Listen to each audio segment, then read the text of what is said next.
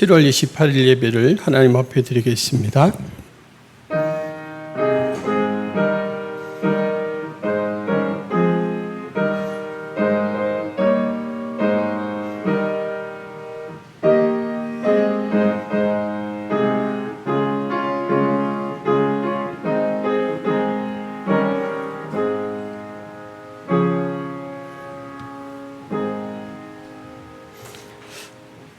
거룩하시고 자비로우신 하나님 아버지, 오늘도 우리를 예배의 자리로 불러주신 은혜를 감사합니다.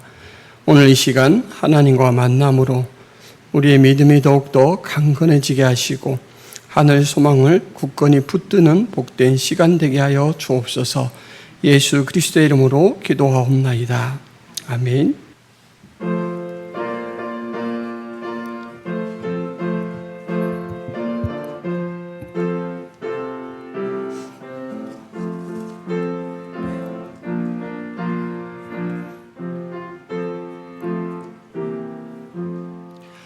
천지에 있는 이름 중 귀하고 높은 이름, 주 나시기 전 지으신 구주의 이름 예수. 주 앞에 내가 엎드려 그 이름 찬송함은 내 귀에 들린 말씀 중 귀하신 이름 예수. 주 십자가에 달릴 때 명패에 쓰인 대로 저 유대인의 왕이요 곧 우리 왕이시라. 주 앞에 내가 엎드려 그 이름 찬송함은 내 귀에 들린 말씀 중 귀하신 이름 예수. 지금도 살아 계셔서 어제나 하시는 일, 나 같은 죄인 부르사 참 소망 주시도다. 주 앞에 내가 엎드려 그 이름 찬송함은 내 귀에 들린 말씀 중 귀하신 이름 예수. 주 예수께서 영원히 어제나 오늘이나 그 이름으로 우리에게 찬복을 내리신다. 주 앞에 내가 엎드려 그 이름 찬송함은 내 귀에 들린 말씀 중 귀하신 이름 예수. 아멘. 하나님은 우리의 피난처시요 힘이시니 환난 중에 만날 큰 도움이시라. 그러므로 땅이 변하든지 산이 흔들려 바닷 가운데에 빠지든지 바닷물이 솟아나고 뛰놀든지 그것이 넘침으로 산이 흔들릴지라도 우리는 두려워하지 아니하리로다. 한 시내가 있어 나뉘어 흘러 하나님의 성 곧 지존하신 이의 성소를 기쁘게 하도다. 하나님이 그 성중에 계심에 성이 흔들리지 아니할 것이라. 새벽에 하나님이 도우시리로다. 그가 땅끝까지 전쟁을 쉬게 하시며 활을 꺾고 창을 끊으며 수레를 불사르시는도다. 이르시기를 너희는 가만히 있어 내가 하나님됨을 알지어다. 내가 뭇 나라 중에서 높임을 받으리라. 내가 세계 중에서 높임을 받으리라 하시도다. 만군의 여호와께서 우리와 함께 하시니 야곱의 하나님은 우리의 피난처시로다. 아멘. 전능하사 천지를 만드신 하나님 아버지를 내가 믿사오며 그 외아들 우리 주 예수 그리스도를 믿사오니 이는 성령으로 잉태하사 동정녀 마리아에게 나시고 본디오 빌라도에게 고난을 받으사 십자가에 못 박혀 죽으시고 장사한 지 사흘 만에 죽은 자 가운데서 다시 살아나시며 하늘에 오르사 전능하신 하나님 우편에 앉아 계시다가 저리로서 산자와 죽은 자를 심판하러 오시리라. 성령을 믿사오며 거룩한 공회와 성도가 서로 교통하는 것과 죄를 사하여 주시는 것과 몸이 다시 사는 것과 영원히 사는 것을 믿사옵나이다. 아멘.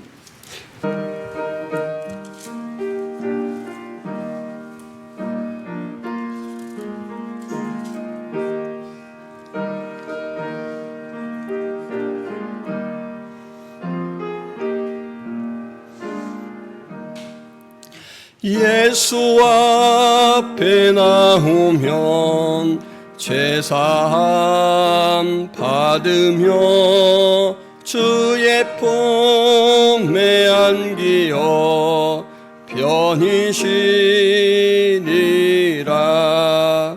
우리 주만 믿으면 모두 구원 얻으며 영생 복락 멸류관 확실히 받겠네. 예수 앞에 나와서 은총을 받으며 마음의 기쁨 넘치어 감사하리라. 우리 주만 믿으면 모두 구원 얻으며 영생 복락 멸류관 확실히 받겠네.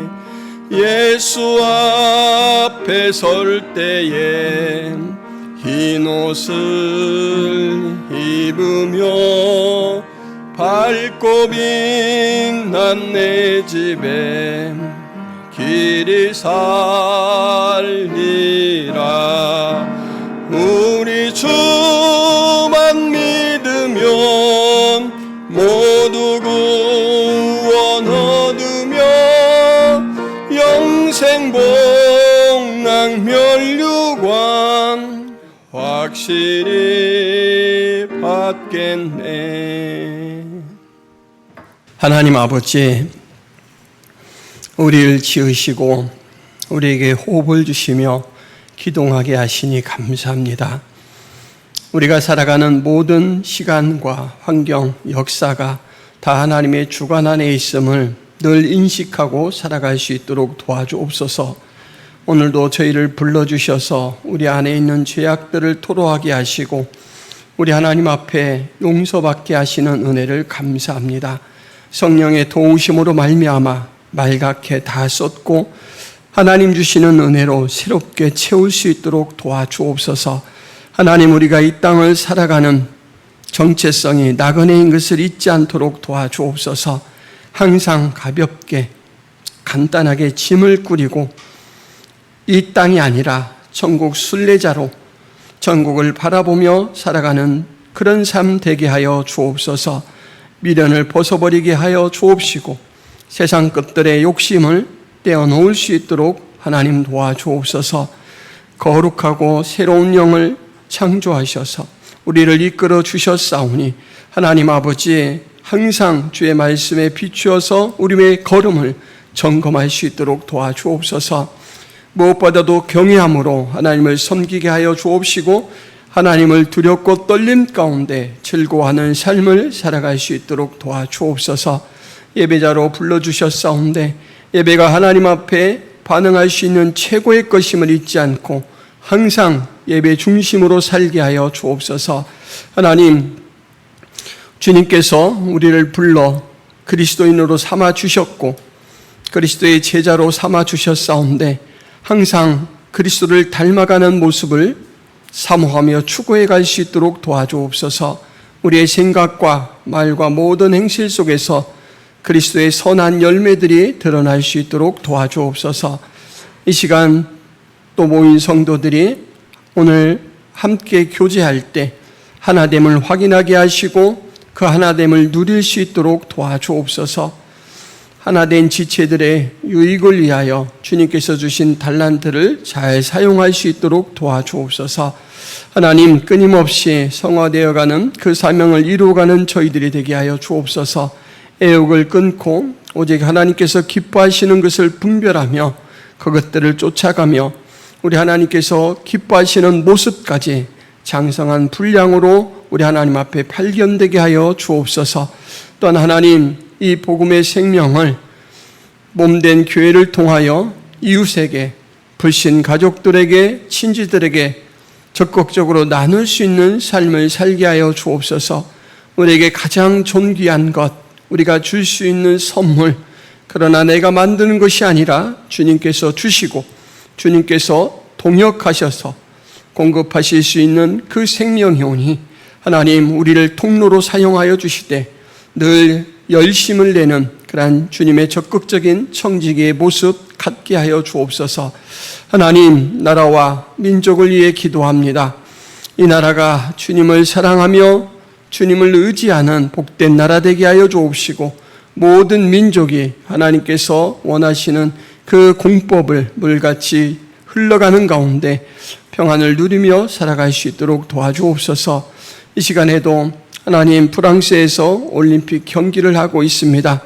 온 세계가 하나고 서로 돌보며 보듬어야 될 대상인 것을 확인하는 그러한 축제가 될 수 있도록 도와주옵시고 안전사고 일어나지 않도록 주께서 보살펴 주옵소서.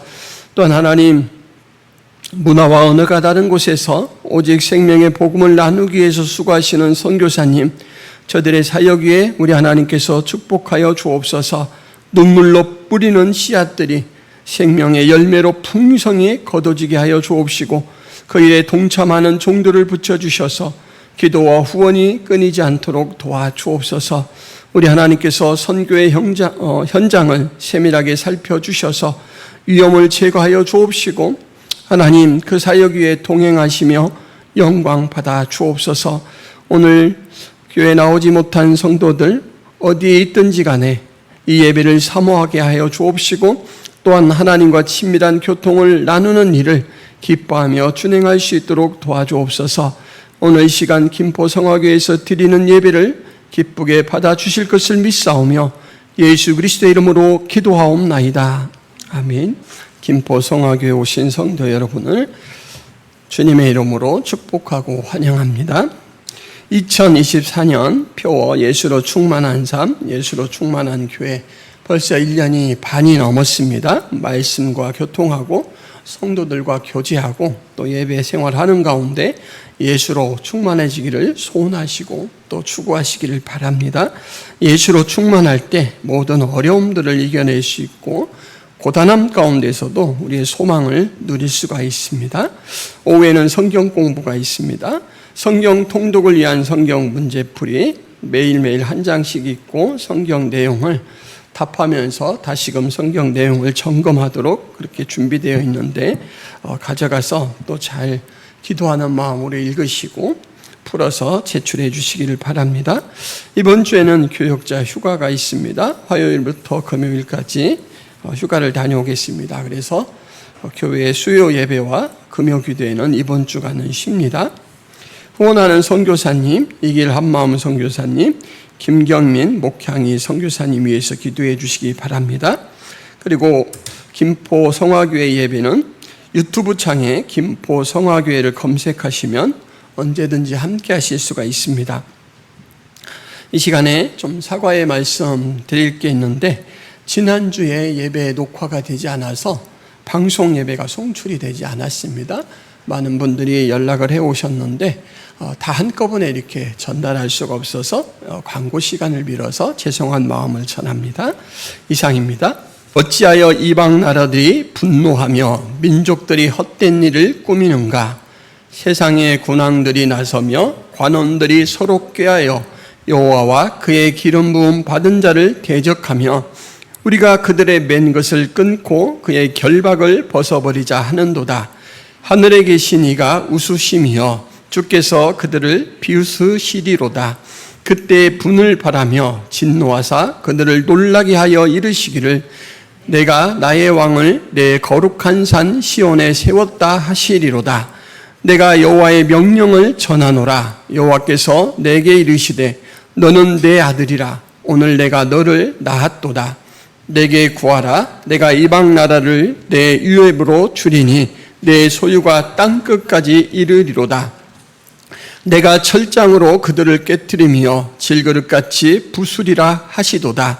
그런즉 군왕들아 너희는 지혜를 얻으며 세상의 재판관들아 너희는 교훈을 받을지어다.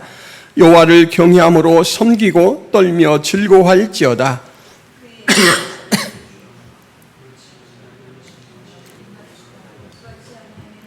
그의 진노가 급하심이라. 여호와께 피하는 모든 사람은 다 복이 있도다. 아멘. 청나라의 5번째 황제의 이름 잘 모르시죠? 저도 잘 모릅니다. 그런데 오늘 소개하려고 찾아봤더니 온정제라는 이름을 가졌습니다. 그는 아버지 강희제의 넷째 아들로 태어났습니다. 넷째 아들로 태어났는데 그 넷째 아들 황자가 황제가 되었다. 여러분, 이거 결코 쉽지 않는 일이죠. 온갖 곤모술수가 판을 치는 그런 궁에서 넷째로 태어난 아들이 황제가 되었다라는 것만 확인해도 그분의 인생이 엄청난 우여곡절 속에 있었겠구나라고 짐작할 수가 있습니다. 수많은 우여곡절 끝에 황제가 된 그의 입지를 아주 굳건하게 세우는데 큰 역할을 한 신하가 있습니다. 그의 이름은 연갱요입니다. 여러분, 이 연갱요는 아주 중요한 전투에서 승리함으로써 이제 군주 온정제의 정적들을 무력화시키고 그 이후부터는 이 온정제가 모든 그 통치를 철권 통치로 할 수 있는 기반을 마련했습니다. 그러니까 황제가 볼 때 이 연갱요는 되게 사랑스러운 신하죠. 그래서 어느 날 황제와 이 연갱요가 함께 군대를 시찰하게 되었습니다. 아주 무더운 여름인데 병사들이 그 무더위에 땀을 뻘뻘 흘리는 것을 보고 황제가 지시를 내립니다. 더운 날씨에 병사들이 중무장을 하고 있으니 고생들이 많구나. 모두 갑옷을 벗고 편히 쉬도록 하여라. 황제의 훈령이 떨어졌는데 주변 반응이 1도 없습니다. 이런, 아무도 알아듣지 못할 정도로 작게 말았나 보군. 그리고 이제 황제가 똑같은 내용의 명령을 다시 한번 내립니다. 이제 알아들으란 말이죠. 한번 헛기침을 하고는 날이 무더워 병사들의 몸이 온통 땀에 젖어 힘들어 보이는구나. 다들 갑옷을 벗고 편하게 휴식을 취하도록 하여라. 큰 소리로 위엄 있게 명령을 내렸는데 여러분, 이상하게도 이 두 번째 지시에도 개미새끼야 하나도 미동을 하지 않습니다. 이상하죠? 황제인데. 잠깐 동안 정적이 흘렀습니다. 침을 한번 삼키고 또 한번 삼키고 또 한번 삼키고 이 정도의 잠깐 정적이 흐르고 나서 연갱요가 병사들에게 황제의 명령을 전달합니다. 황상이 그리 말씀하시니 너희들은 옷을 벗고 쉬도록 하여라. 연갱요의 말이 떨어지고 나자 옴짝달싹하지 않았던 병사들이 갑자기 우렁찬 소리로 네! 대답을 하고는 일사불란하게 갑옷을 막 탈거를 하는 것입니다. 여러분, 황제의 마음이 어떨까요? 나는 황제고 연갱요는 내 신하인데 병사들은 내 말은 귓등으로 듣고 연갱요가 말했을 때 반응을 해요. 여러분, 이 연갱요는 황제의 명령을 잠깐 무시하는 그 타이밍 하나로 자신의 의세가 결코 황제에 못지않다라는 이 사실을 만천하에 드러냈습니다. 그리고 황제의 말을 전할 때 여러분, 그 말을 자세히 한번 들어보세요. 황상이 그리 말씀하시니 여기까지는 전제예요. 너희들은 옷을 벗고 쉬도록 하여라. 누가 명령을 한 겁니까? 연갱요가 명령을 한 거예요. 연갱요는 이렇게 행했는데 황제는 평온한 얼굴로 병사들을 칭찬합니다. 쉬지 않고 일하려는 모습들이 가상하도다. 이렇게 칭찬을 하고는 연갱우에게는 그 병사들의 태도로 공을 돌립니다. 아이고, 연장군, 이렇게 병사들을 충성스럽게 훈련시켜서 믿음직하오. 그러고는 이제 군사들을 잘 훈련시켰다는 그 공으로 상을 내립니다. 그로부터 3년이 지난 어느 날 하늘에는 해와 달이 같이 떠는 그런 절기가 되었고, 이때를 기릴로 여기는 중국 사람들은 이날에 신하들이 황제에게 공적을 찬양하는 글들을 써서 바치는 관습이 있습니다. 많은 신하들이 그동안 황제에게 기회가 없어서 하지 못했던 그런 좋은 말들, 찬양들을 막 써서 바칩니다. 이때 잘 보이면 좋잖아요. 연갱효도 신하니까 그렇게 했습니다. 근데 연갱효가 바친 이 찬양글에 아침부터 저녁까지 열심히 일하시는 황상이십니다, 이 표현을 하려고 했는데 이 말이 그만 거꾸로 바뀌어버렸습니다. 어떻게 바뀌었냐면 저녁부터 아침까지 열심히 일하시는 황상이십니다. 여러분, 이 말이 바뀌었다고 뭐 큰 영향이 있을까요? 그냥 관계가 좋다 그러면 허허 웃을 수도 있습니다. 아이고, 연장군 졸면서 이 글을 썼나 보, 이럴 수도 있죠. 그런데 황제는 3년 전부터 언제 이 연갱호를 제거할까, 이 날을 손꼽아 기다렸죠. 그래서 이 연갱호의 이 일을 빌미로 삼아서 아주 신하들 앞에서 심하게 비난을 합니다. 그리고 중신들 중에 연갱호의 측근으로 알려진 사람들은 이런저런 이유로 다 경질을 시킵니다. 수족을 다 끊어내죠. 그리고 연갱호를 신임했던 사람들은 연갱호가 자신에 대해 험담하더라라는 소문을 어떻게 다 듣고는 연갱호에게 등을 돌립니다. 시간이 좀 지나자 연갱호가 황제가 작정하고 나를 제거하는구나 라는 것을 눈치채고는 독약을 먹고 자살을 했습니다. 공적이 참 큰 연갱호였죠. 그리고 황제의 큰 신임을 받던 이 연갱호가 어떻게 이렇게 허망한 죽음을 맞이했습니까? 그 이유가 무엇일까요? 한마디로 말하면 넘지 말아야 할 선을 넘었기 때문입니다. 분수를 넘어선 교만 때문에 죽게 되었다라는 것이죠. 감히 황제의 신하가 황제와 같은 권세가 있다, 그 위세를 보이려고 황제의 명령을 직접적으로 무시를 했고, 온 병사들 앞에 황제보다 자신의 명령이 훨씬 위엄 있게 병사들에게 통한다라는 것을 증명하고 보이려다가 이렇게 죽음을 맞이합니다. 근데 여러분, 연갱효만 분수에 넘는 무모한 도전, 무모한 행동을 하는 게 아니죠. 오죽하면 하나님께서 이스라엘 백성을 향하여서 목이 곧은 백성이라고 말했겠습니까? 여호와께서 또 내게 말씀하여 이르시되 내가 이 백성을 보았노라. 보라, 이는 목이 곧은 백성이니라. 목이 곧다라는 것은 목이 이렇게 뻣뻣하다는 거예요. 보통 겸손한 사람들은 이렇게 인사를 잘하잖아요. 90도로 폴도처럼 숙여서 인사를 잘하는데, 목이 곧은 사람은 다른 사람 앞에 자기가 좀 낫다라는 것을 항상 주장하려고 뻣뻣한 태도를 보인다라는 거죠. 이 이스라엘 백성들은 어떤 백성들이냐면 애굽에 종살이를 하다가 지금 하나님의 인도로 자유를 찾아 하나님이 약속하신 가나안 땅으로 가던 사람들입니다. 그 사람들이 잠깐 인도하던 모세가 보이지 않는다고 우상을 만들어 섬겨 이제 하나님께 진노를 사고 그 이후에 듣는 말이에요. 아주 완고하게 행동하고 고집이 세다라는 것을 하나님께서 직접 이끄시는 백성들이 그렇다라고 하나님께서 성경에 온 천하의 것을 드러내셨습니다. 그런데 여러분, 이 출애굽기의 백성들처럼 우리 인간들이 많이 그렇습니다. 기회가 조금 생기면 높아지려고 하고 남들에게 인정받으려고 하는데 지나치게 자기를 사랑하는 모습, 지나치게 자기를 내세우려는 모습을 갖고 있습니다.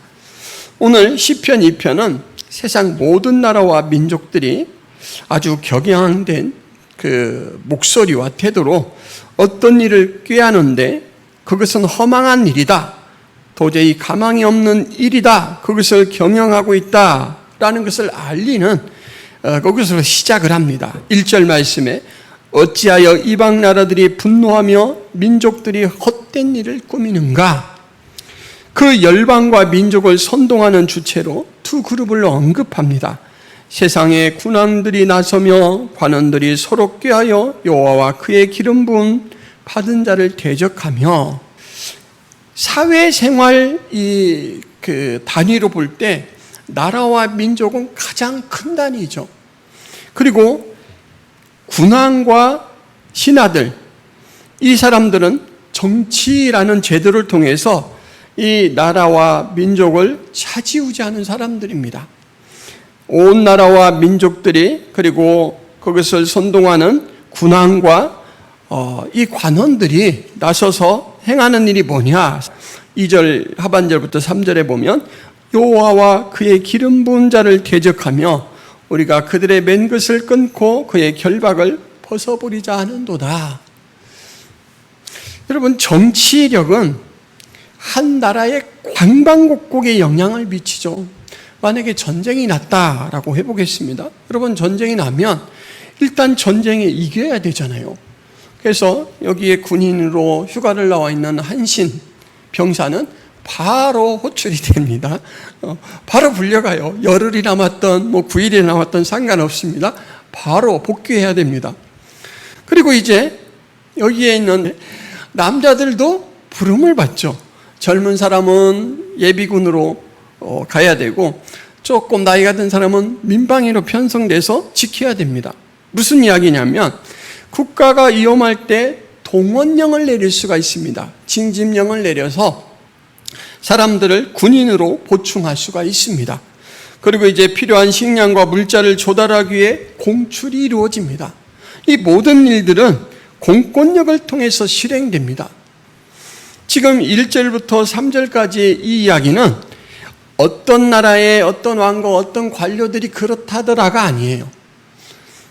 왕과 관료들이 정치력을 써서 나라 전체를, 민족 전체를 충동해서 추구하는 것이 무엇이냐면 3절에 있는 내용이죠. 여호와와 그의 기름 부은 자를 대적하는 일이다.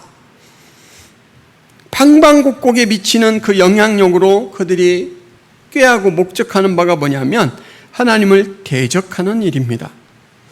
그러니까 여러분, 이 말은 온 세계가 여호와를 대적한다라는 말입니다.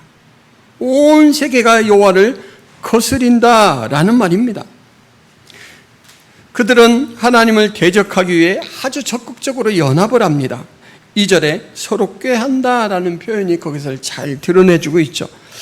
이 말씀은 신약에서 바로 이 말씀을 인용한 이 사도행전의 구체적인 인물들로 언급이 되는데, 또 주의 종 우리 조상 다윗의 입을 통하여 성령으로 말씀하시기를 어찌하여 열방이 분노하며 족속들이 허사를 경영하였는고 세상의 군왕들이 나서며 관리들이 함께 모여 주와 그의 그리스도를 대적하도다 하신 이로소이다.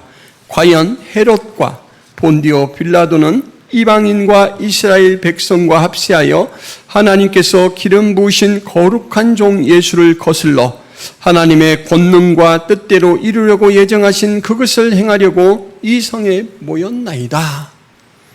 여러분, 이 시편 2편은 내용상은 메시아 예언시입니다. 장차 나타나실 메시아에 관한 묘사 부분인데, 그것을 이제 메시아이신 예수 그리스도가 모든 일을 마치시고 부활 승천하신 이후에 사도들이 바로 그 말씀을 인용하면서 그 일이 정말 이루어졌다라고 누구누구를 언급하냐면 총독 빌라도, 그리고 분봉왕 헤롯, 그리고 유대에 있었던 바로 하나님을 대적하고 그리스도를 대적하던 그런 많은 유대인들이 그렇게 함께 모의하고 합세하여서 그들이 이렇게 하나님의 기름 부음 받은 자를 대적하였다 이렇게 말하고 있습니다. 사람은 누구부터 시작이 되죠? 이 땅의 사람은 아담과 하와에서 모든 인류가 시작되고 탄생했죠. 그런데 여러분, 그 아담에게는 하나님께서 죄를 짓기 전에 아주 중요한 사명을 주셨습니다. 그게 뭐냐면 땅과 모든 생물을 다스려라 라고 했습니다. 하나님이 다 창조해 놓으시고 그렇게 좋은 것들 위에 아담을 우뚝 세워서 아담아, 이 땅은 내가 나 대신 잘 다스려보아라 라고 말하자면 땅의 왕을 삼아 주었습니다. 그러니까 아담은 그 사명을 기억하고 있어요. 아담과 하와는 어떤 관계입니까? 독처하는 것을, 혼자 사는 것을 좋게 여기지 않은 하나님께서 아담을 깊이 잠들게 하고 옆에서 갈빗대를 빼내어서 하와를 지으셨죠.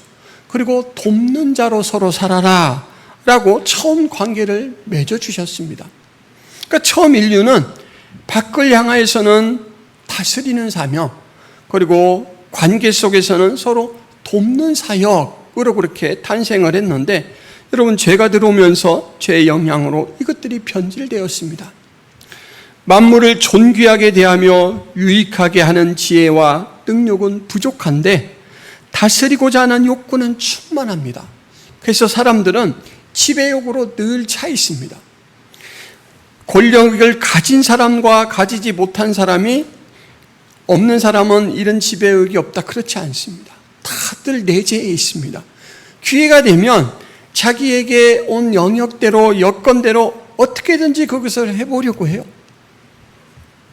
그리고 돕는 자로 관계를 맺고 불러주셨는데 그것들이 다 망가져서 이제는 파괴와 지배 욕구만 난무하는 가운데 서로 돕는 일로 기쁨을 누리는 것이 아니라 내 것을 챙기고 내 것을 먼저 소유하는 그것으로 보람을 느끼는 그 삶을 추구하게 되었습니다. 그래서 여러분, 하나님을 만나지 않은 죄인은 이것이 너무너무 자연스럽습니다.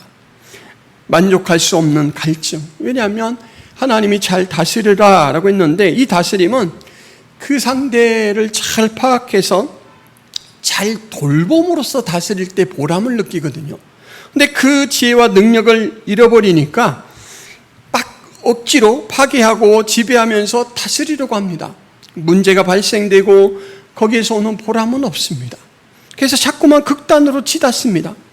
그리고 서로 잘 돌봐야 될 협력자의 관계에서 이기적 모습으로 행하니까 늘 외롭고 늘 소외당하는 것 같고 이런 모습 속에 살아갑니다. 그래서 만족할 수 없는 이 갈증 속에 늘 인간은 살아갑니다.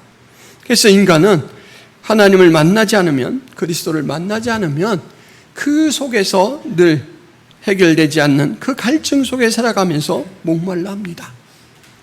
속담 속에도 이런 인간의 본성이 드러납니다. 여러분, 우리말에 나도 삿도 너도 삿도 아전 노릇은 누가 하나, 이런 속담이 있습니다. 이해되십니까? 나도 삿도 하고 싶고 너도 삿도 하고 싶으면 도대체 이 방은 누가 하고 형 방은 누가 하고 포절은 누가 하느냐, 이 말입니다. 사람은 모여 있으면 어떻게든 저보다는 내가 나으려고 애를 쓰고 그 일을 위해서는 때로는 아부도 하고 때로는 뇌물도 쓰고 때로는 협박도 하고 이럽니다. 하나님 없는 세상이 그래서 아비규환 같습니다.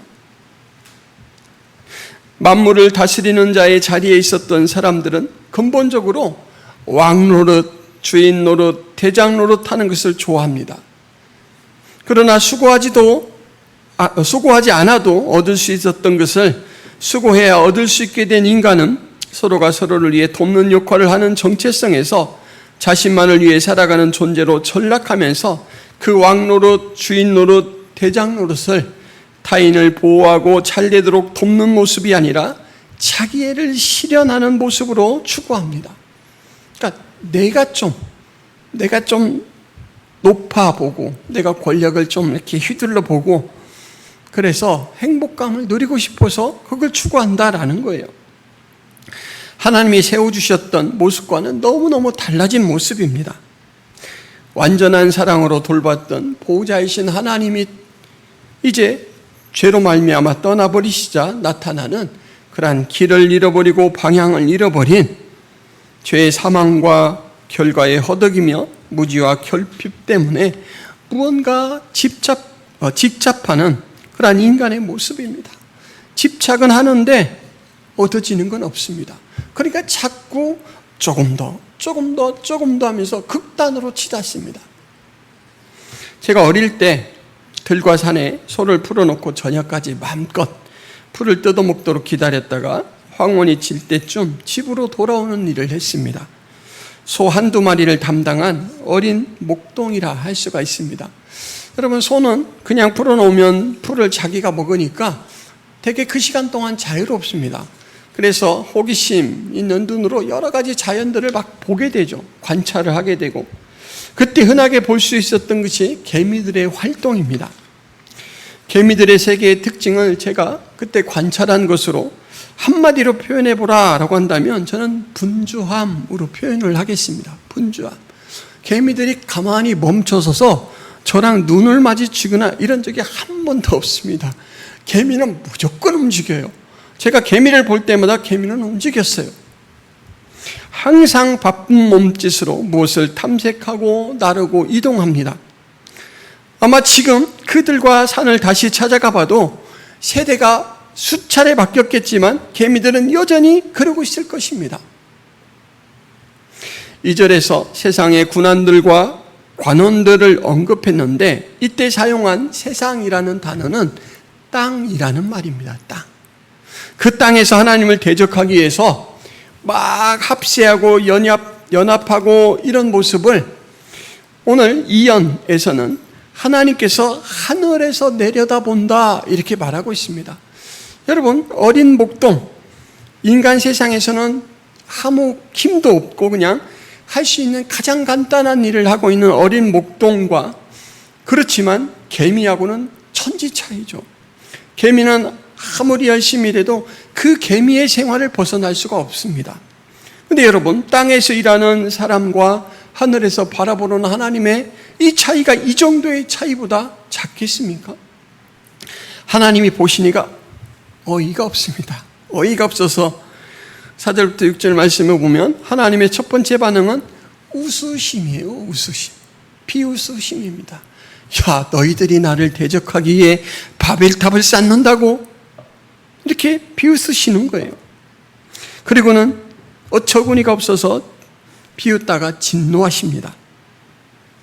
여러분, 개미들이 목동을 향해서 성질을 부리고 깐죽거린다고 목동의 신변에 또 목동의 삶에 얼마나 영향을 줄 수가 있을까요? 하나님 앞에 대적하는 모습이 그와 같습니다. 하룻강아지 법무소인 줄 모른다라는 속담이 있는데 이때 하룻강아지는 날짜 하루가 아니고 원래는 하룻이라는 말에서 1년을 뜻한다라고 합니다. 1년 정도 산 이 강아지라서 호랑이가 뭔 줄을 몰라요. 지금 하나님 앞에 대적하는 그 열방, 민족들, 군왕들, 관료들이 그와 같다라는 거죠. 비웃으시고 진노하시는 것은 하나님의 감정적 반응이라고 할 수가 있습니다.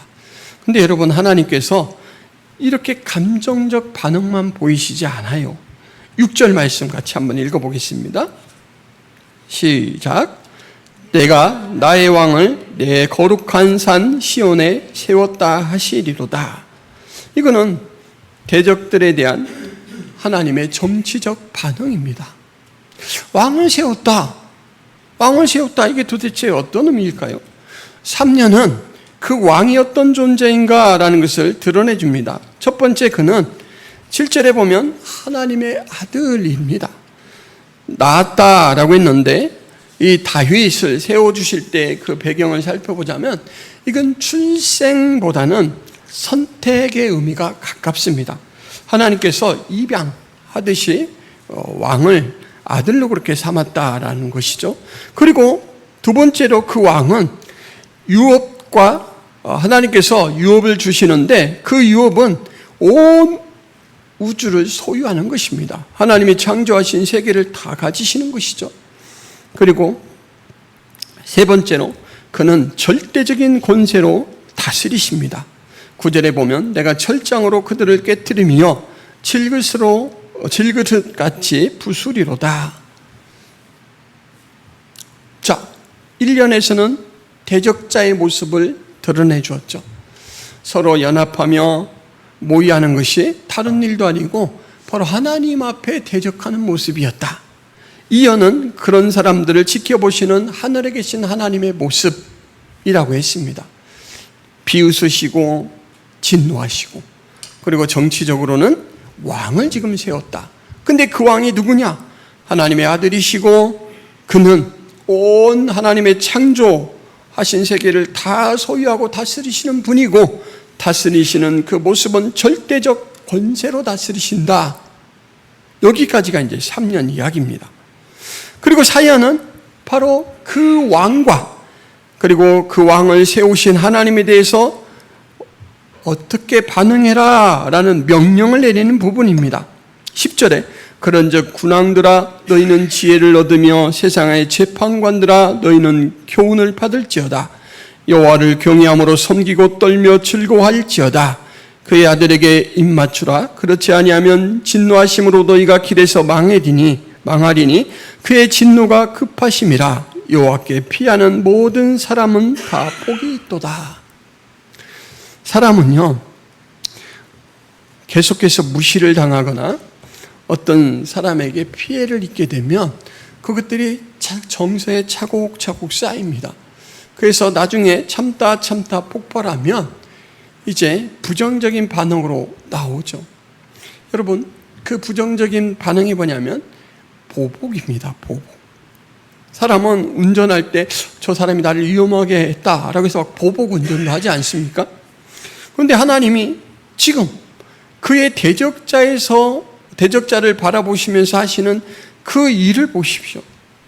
2절에 그 충동질하고 주동하던 군왕들과 관료가 10절에 다시 언급되는데 그들에게 뭐라고 이야기하냐면 지혜를 얻고 교훈을 받아서 너희들이 하나님을 경외하는 자로, 하나님을 즐거워하는 자로, 그리고 하나님이 세우신 그 왕에게 입맞춤하는 자로 돌아서라 라는 말입니다.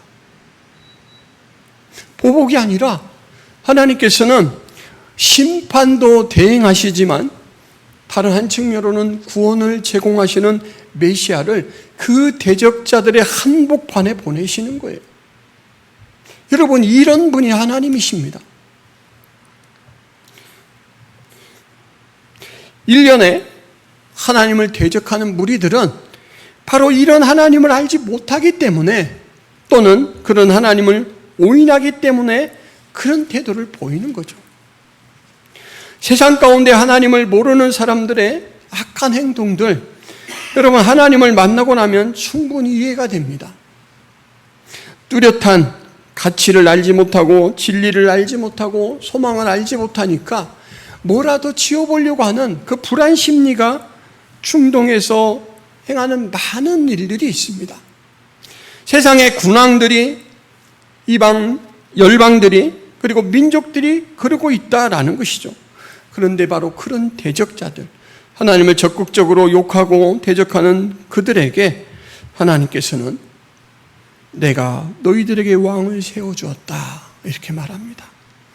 그 왕에게 너희들의 끝까지 불복종한다면 심판을 당할 것이지만 그 왕이 너희에게는 기회가 될 것이다 라는 것이죠. 여러분, 그 마음이 예수님의 입술을 통해서도 증거가 됐는데 마태복음 13장에 보면 하인들이 주인에게 쫓아와 말합니다. 주인님, 밭에 아주 좋은 곡식 종자를 뿌리지 않았습니까? 근데 왜 나는 이 새싹들을 보니까 곡식하고 가라지가 섞여 있습니까? 어떻게 해야 되죠? 그러니까 주인이 뭐라고 하냐면 내가 곡식을 씨앗을 잘 뿌려놨는데 원수가 살짝 뒤에 와서 바로 가라지를 뿌리고 갔구나. 그러면 이미 망쳐놓은 밭이니까 갈아엎어버릴까요? 새로 씨를 뿌릴까요? 그랬더니 예수님께서 뭐라고 이야기하냐면, 아니다, 추수 때까지 그냥 둬라. 추수 때가 되면 먼저 가라지들을 낫으로 쏙쏙 뽑아서 제거하고 나머지 곡식을 추수하자, 이렇게 말합니다. 여러분, 주인의 입장에서 아직 늦지 않았어요. 새싹이 조금 나왔으니까 다 갈아엎고 다시 새 곡식 종자를 뿌린다면 수확은 훨씬 풍성할 것입니다. 근데 주인이 어떤 분이냐? 그 드문드문 나 있는 그 곡식들을 허투루 보지 않는 분이에요. 그 곡식을 아껴서, 그래, 땅이 곡식에게도 영양분을 공급하지만 가라지에게 공급하는 것도 참고 기다리자. 그리고 그 얼마 되지 않는 곡식들을 소중하게 추수하자, 이러는 거예요.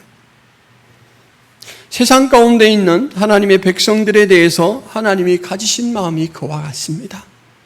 여러분, 세상 가운데 치이십니까? 가라지에 치여서 힘들고 괴롭습니까? 근데 하나님은 그렇게 괴로움을 당하고 신음하는 여러분들을 결코 잊지 않으신다라는 거예요. 내가 너희 가운데 세워놓은 왕을 보아라. 그를 의지하여라. 그를 돌아보아라. 그의 음성을 들어보아라. 하나님은 우리가 인지할 수 있는 그러한 대상으로, 대리자로 메시아를 파송해 놓고 우리를 이끌고 계십니다. 그러므로 여러분, 우리 가운데 내재되어 있는 그 죄에 오염되어 있는 생각, 음성, 지배욕, 이것들의 충동을 받지 마시고 하나님이 세워주신 그 왕의 음성을 들어보시기를 바랍니다. 어른이 되면 자극적인 맛이 싫어지고 심심한 맛을 알게 됩니다. 물김치의 맛을 알게 되고요. 그리고 콜라가 아니라 생수를 마시면서 어따 시원하다, 이렇게 만족할 줄 알게 됩니다. 자연의 맛을 알게 돼요. 몸에 좋은 것, 그리고 내가 추구하는 것이 같아집니다. 하나님을 알게 될 때, 하나님을 더 깊이 알게 될 때 우리가 그렇습니다. 극단적인 태도로 내가 뭔가를 좀 붙들어 봐야 되겠다라고 치닫는 것이 아니라, 하나님이 나그네로 나를 살도록 두셨지, 청지기로 살도록 두셨지, 그래서 자족하게 됩니다. 이 자족이 바로 심심한 맛이죠. 교만을 벗어버린 사람만이 맛볼 수 있는 평화입니다. 하나님, 나그네로 살아가는 동안 나쁜 말 하지 않게 해주세요. 나그네로 살아가 있는 동안 하나님의 배반하는 모습을 갖지 않게 해주세요. 하나님께서 나에게 맡겨주신 시간과 생명과 달란트들을 욕되게 사용하는 그런 욕심 많은 청지기의 모습이 되지 않도록 해주세요. 주님의 뜻대로 나눌 수 있는 청지기로 살게 해주세요. 그렇게 추구할 수 있게 되는 것이죠. 여러분, 이 음성을 들으려면 성경을 자꾸 봐야 됩니다. 성경은 마치 주술처럼 뭔가를 막 입으로 그렇게 중얼중얼하면서 확인하는 것이 아니라 성경을 읽으면서 사건 속에 드러난 하나님의 일하심, 대화 속에 드러난 하나님의 그 본질적인 성품들을 확인해 가며 나의 안테나를 조절하고 나의 방향키를 바꿔야 되겠죠. 여러분, 메멘토 모리라는 말 들어보셨죠? 로마 장군이 싸움에서 큰 승리를 거두고 개선할 때 그 옆에 종이 한 명이 계속해서 그에게 속삭이는 말이 있습니다. 언젠가 죽습니다. 죽을 존재예요. 왜냐하면 여러분, 개선 장군, 아까 황제의 위세를 넘는다라는 것을 증명해 보이려고 했던 그 신하처럼 뭔가 영광을 누리면 그냥 충동이 되어서 막 끝까지 가고 싶어요. 날아갈 것 같아요. 그래서 이 로마의 개선 장군은 뭔가 대단한 사람처럼 교만해지기 쉬운데 그것을 제어하는 장치가 바로 메멘토 모리를 계속 읊어주는 그 종이다라는 거예요. 주인님은 100살도 못 사는 사람입니다. 주인님도 병들어 죽을 수 있어요. 주인님, 죽음을 생각하셔야 돼요. 지금 잘 나간다고 개선 행렬에서 꽃가루를 받고 있다고 하늘을 날 것 같이 생각하지 마세요. 이렇게 확인시켜 준다라는 것인데, 여러분, 우리는 이 메멘토 모리의 이 음성을 성경을 통해 들어야 합니다. 나를 사랑하셔서 내가 반대자의 입장에서 하나님을 대적하는 그러한 말들을 행하고 있을 때 내가 거룩한 산 시온에 왕을 세웠다. 그 왕은 너희들을 돌볼 존재고 너희들을 인도할 존재다. 지혜와 교훈을 얻어라. 그를 통하여 하나님을 만나라. 이렇게 은혜를 베풀어 주시는 분이 바로 나의 하나님, 여러분의 하나님, 그리고 교회의 주인이십니다. 마지막으로 여러분, 12절에 그 아들의 입맞추라 라는 말씀을 좀 잘 새겨들으시기를 바랍니다. 입맞추라 라는 것은 성애의 행동이 아니죠. 서양 예절에서 입을 맞추는 것은 입술과 입술을 대면하여 뽀뽀를 하는 것이 아니고 손에 입을 맞추거나 또는 볼에 입을 맞추거나 심한 경우에는 발에 입을 맞춥니다. 그렇게 입을 맞춤으로써 내가 입 맞추는 대상하게 표현하는 것은 사랑입니다. 존경입니다. 인정입니다. 충성입니다. 저는 당신 아래에 있는 존재입니다. 저의 충성으로 당신을 섬길 것입니다. 항상 당신의 존재를 인정합니다. 그래서 전쟁을 통해서 진 왕이 승리한 왕 앞에 그런 행동을 취합니다. 저는 당신의 신하가 되었습니다. 여러분, 우리는 바로 하나님께서 세우신 왕에게 입을 맞춰야 되는데 과연 나의 입맞춤은 바르게 그 대상을 찾아가고 있는가라는 걸 생각해 볼 필요가 있습니다. 우리는 항상 입맞추는 것을 추구하죠. 그런데 그것이 누구인지 무엇인지는 좀 돌아봐야 됩니다. 우리가 누구와 가장 적극적으로 입맞추고 있는지 점검해 봐야 되는데 그것은 시간을 어떻게 보내는가, 주된 화제로 삼는 것이 무엇인가를 통해서 점검할 수가 있습니다. 보통 사람은 쾌락에 쉽게 입을 맞춥니다. 세상은 쾌락에 쉽게 매혹되도록 모든 것을 잘 판을 짜놓고는 쌓임만 하면 돼. 쌓임만 하면 네 거야. 누릴 수 있어. 여러분, 온갖 문화를 통하여 온갖 발전된 문물을 통하여 그렇게 만들어 놓고 우리를 유혹합니다. 하나님에게서 멀어지도록, 하나님을 잊고 살도록 그렇게 충동을 합니다. 어떤 사람은 명예에 입맞춥니다. 자신의 목적, 자기 사랑의 극단적인 부분까지 추구하고자 자꾸만 그걸 추구합니다. 그런데 여러분, 잠언 1장 7절에 이렇게 교훈합니다.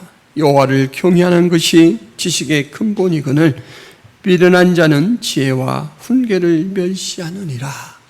여호와 경외, 그것이 우리에게 가장 생명이고 그것을 추구하는 것이 바로 우리가 쫓아가야 될 부분이다라는 거죠. 성경에서 죄는 우리가 생각하는 윤리적인 부분이 아니고 관계적인 모습입니다. 하나님을 잊는 것, 하나님을 거부하는 것, 하나님의 뜻을 외면하는 것, 이것들이 죄라고 합니다. 여러분, 항상 하나님께서 세우신 거룩한 왕, 우리를 지금도 사랑하시고 우리를 이끄시는 존재로 우리와 함께 하시는 그 왕, 그의 말씀에 입맞출 수 있기를 바랍니다. 그것이 하나님 앞에 사랑받는 비결이고 우리가 이 땅을 성공적으로 살아가는 비결이다라는 것을 잊지 마시기를 바랍니다. 기도합니다. 하나님, 시편 2편을 통하여 우리의 삶이 어떻게 살아가야 복된가라는 것을 확인시켜 주시는데, 우리가 하나님의 대적자로 살아갈 때, 망령된 삶을 헛된 것을 경영하며 살아갈 때 우리 하나님은 보복하는 것으로 반응하시지 않고 우리를 인도할 왕을 우리 가운데 세워주심으로써 기회를 허락하심으로써 사랑을 계속 베푸심으로써 반응해 주셨습니다. 이제는 그 비결, 그 진리를 들었사오니 다른 것이 아니라 그 왕에게 입맞춤하는 저희들이 될 수 있도록 도와주옵소서. 그 왕을 통하여 하나님께 피하고 하나님을 참되게 섬기는 지혜 있는 삶을 살아가는 저희들이 되게 하여 주옵소서. 예수 그리스도의 이름으로 기도하옵나이다. 아멘.